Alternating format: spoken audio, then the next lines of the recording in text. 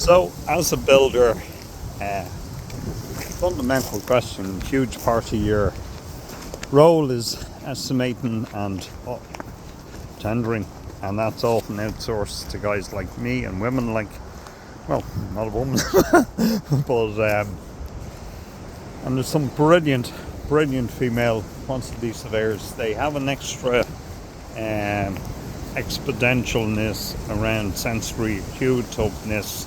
So they see things, they read relationships, they go way beyond reading drawings and plans and builds and variations.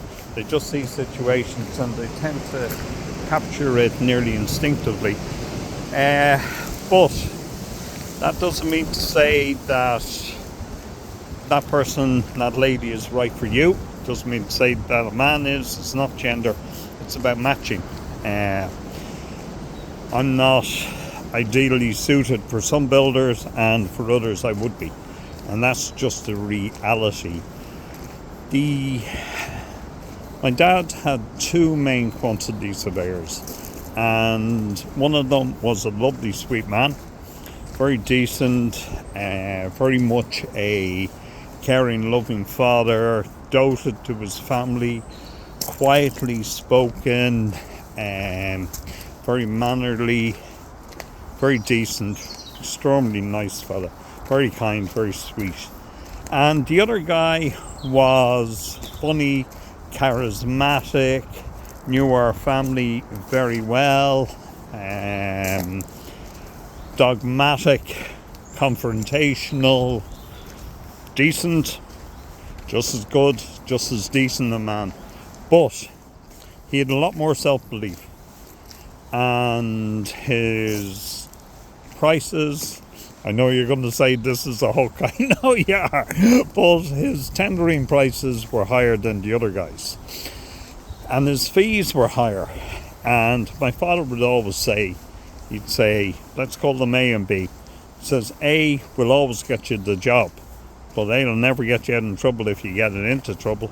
And B may not get you the job, but if you do, there's money there and you're guaranteed. So he oscillated a little bit between the two of them. And I think the reason he oscillated was his own belief systems. Both of them mirrored parts of him. Both of them, he could see traits of himself.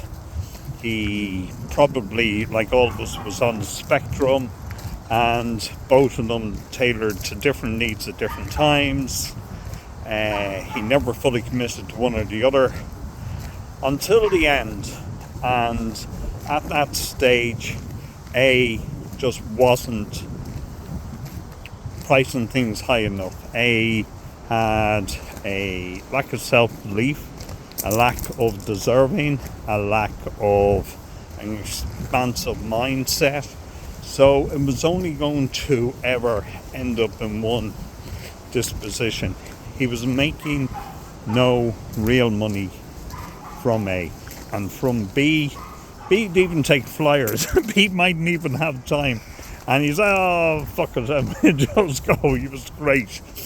And he'd let it rip and roar and all sorts of mad things.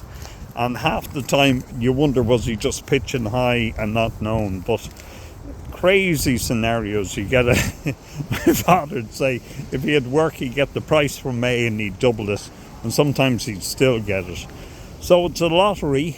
But on another level, I don't think it is. I think it mirrors the builder's disposition, the builder's values, its references, his beliefs around money and wealth, his cultural setting, his family background, and we tend to get to mirror people, and we tend to gravitate towards people that we are familiar with and we like.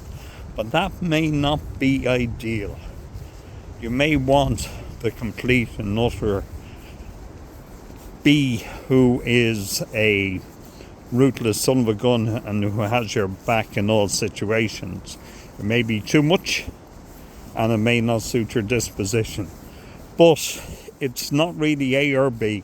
It's about knowing where you want to be who you want to deal with, who can you deal with, how can you deal with them, and knowing the patterns that you can expect out of that. If you can see patterns and you can see personalities and dispositions, and you can be analytical about that and see that certain quantity surveyors tend to price higher, but then the margins are better, but then you may not get the work. So there is a huge balancing act in that, and it often mirrors the builder's own personality.